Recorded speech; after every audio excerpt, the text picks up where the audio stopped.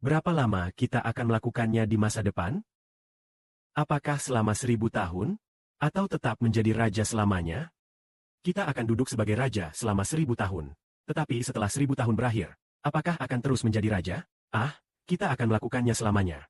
Kita akan memerintah bumi yang baru selamanya. Mari kita baca bagian kedua dari ayat pertama Wahyu pasal 22. Di sini dikatakan, setelah menyebut air kehidupan dan pohon kehidupan. Air kehidupan adalah roh Bapa Tuhan. Pohon kehidupan adalah saudara-saudari surgawi kita. Lalu di sini dikatakan selanjutnya. Tidak akan ada lagi kutuk. Sebab di dalam kota itu ada tahta Allah dan anak domba. Hamba-hambanya akan melayani dia. Dan mereka akan melihat wajahnya. Nama Allah akan tertulis di dahi mereka. Tidak akan ada malam lagi. Karena mereka tidak memerlukan cahaya lampu atau sinar matahari. Sebab Tuhan sendiri akan menjadi terang mereka selamanya. Mereka akan memerintah selamanya. Sampai selama-lamanya. Siapa yang akan memerintah selamanya di sini? Yaitu putra-putra Bapa Surgawi, Tuhan. Yaitu saudara-saudari surgawi kita yang akan memerintah selamanya. Di mana raja yang duduk akan memerintah? Mereka akan memerintah di bumi. Yaitu atas umat Israel rohani di bumi.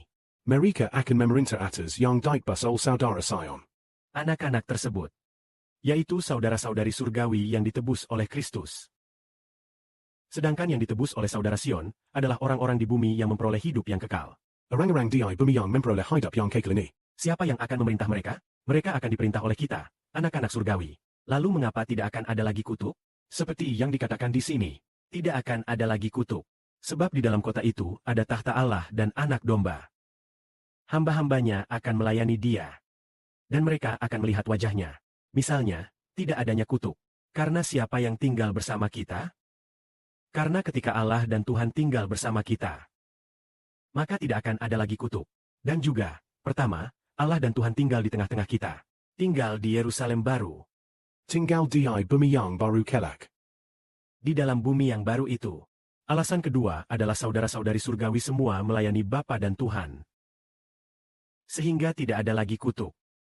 Saudara Sion ingin bertanya sesuatu kepada saudara-saudari. Pada awalnya, di Taman Eden, Allah dan Tuhan keduanya tinggal. Di dalam bumi. Pada waktu itu, apakah bumi memiliki kutuk? Tidak ada kutuk. Karena bagaimana mungkin tempat tinggal Allah dan Tuhan memiliki kutuk? Namun setelah Adam memberontak terhadap Allah, Taman Eden tidak lagi berada di bumi. Sebenarnya, Yerusalem baru yang kita sebut itu adalah Taman Eden. Dan Taman Eden itulah yang kita sebut surga. Hanya saja, dulu Taman Eden pernah berada di bumi. Di bumi yang sekarang ini. Tepatnya di suatu wilayah di Turki Timur Tengah.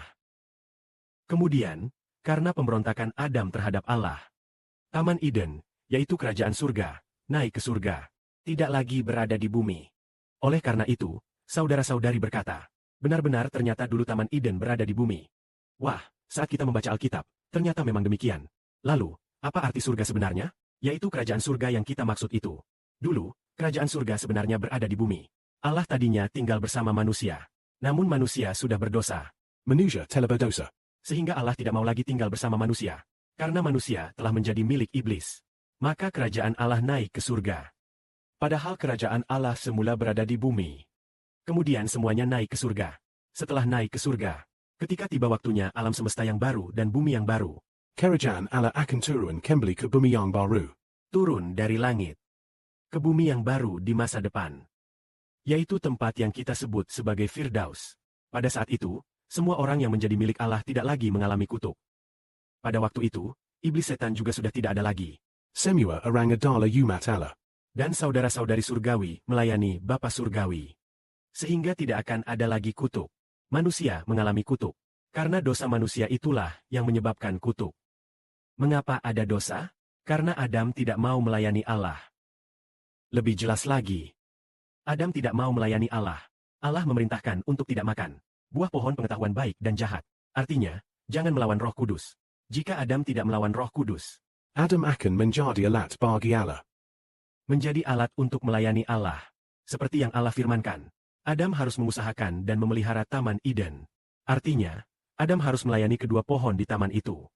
Kedua pohon itu adalah pohon kehidupan dan pohon pengetahuan baik dan jahat. Artinya, Allah meminta Adam untuk melayani Allah dan Tuhan. Kedua pohon di taman itu melambangkan Allah dan Tuhan. Namun Adam tidak mau melayani. Sehingga ia memberontak melawan Allah. Maka kelak tidak akan ada lagi kutuk. Karena, jika kita melayani Allah, kita tidak lagi mengalami kutuk. Ketika Adam tidak melayani Allah, bumi pun kena kutuk.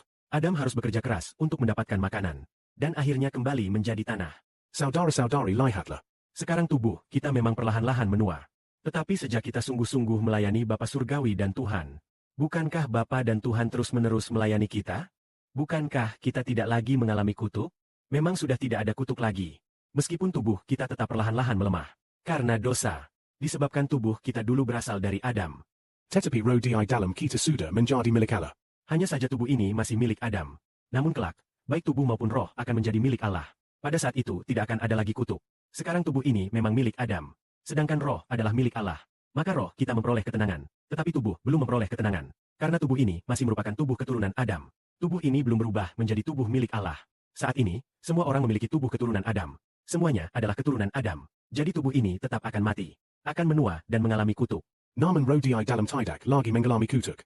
Bukankah roh di dalam itu milik Allah? Roh yang lahir dari Roh Kudus. Yaitu roh yang lahir dari Roh Kudus.